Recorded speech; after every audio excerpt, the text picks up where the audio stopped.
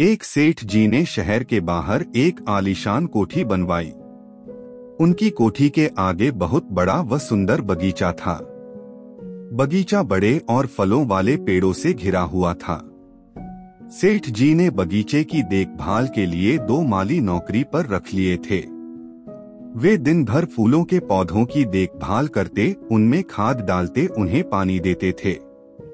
हवेली सालों से बंद पड़ी थी, लेकिन सेठ जी के आने से उस हवेली की तो जैसे किस्मत चमक गई, साथ ही बगीचे की सुंदरता भी बढ़ गई थी। इससे सभी पेड़ और फूलों के पौधे बहुत खुश थे। अपनी सुंदर पर बहुत घमंड में रहते थे। उन्हें देखकर सभी उनकी तारीफ करते थे। इन्हीं पौधों के बीच एक तिनका उग आया था। जब वह तिनका थोड़ा सा बड़ा हुआ तो उसे वहां के पौधे और पेड़ चिढ़ाने लगे। एक पौधे ने कहा, तुम न तो सुंदर फूलों से सज सकते हो, न ही तुम्हारे से कोई फल निकल सकता है, इसलिए तुम किसी काम के नहीं हो, फिर यहाँ क्यों खड़े हो? यह सुनकर तिनका बोला, मुझे भी प्रकृति ने कुछ सोचकर बनाया होगा, किसी का मजाक नहीं उड़ाना चाहिए। लेकिन सभी पेड़ और पौधे मिलकर उसका मजाक उड़ाते रहते थे। उनकी बातों से बेखबर तिनका अपनी मस्ती में झूमता रहता था।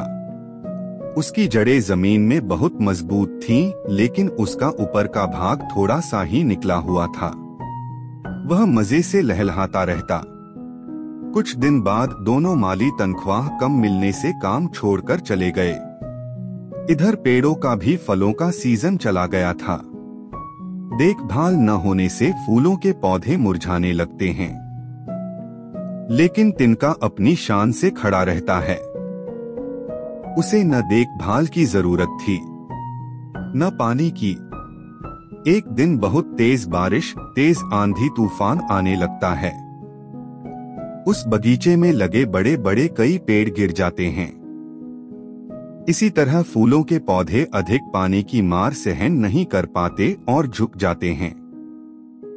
झुके हुए पौधों पर जब तेज पानी पड़ता है तो कई की डालियां टूट जाती हैं। रात भर यही सिलसिला चलता रहता है। सुबह जब आंधी तूफान रुकता है तो सभी अपने हालात पर रो रहे थे।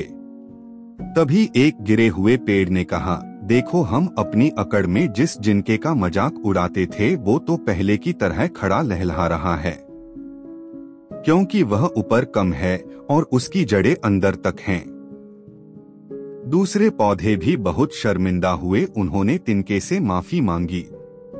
यह सुनकर तिनका बोला, कभी किसी को छोटा नहीं समझना चाहिए।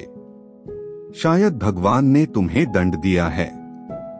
अब तो मैं भी तुम्हारे लिए कुछ नहीं कर सकता, लेकिन मैं ईश्वर से प्रार्थना करूंगा कि तुम फिर से जीवित हो जाओ। कुछ दिन बाद सेठ जी ने नए माली रख लिए। उन्होंने पौधों को ठीक से लगा दिया, लेकिन पेड़ों को लकड़ी वालों को बेच दिया।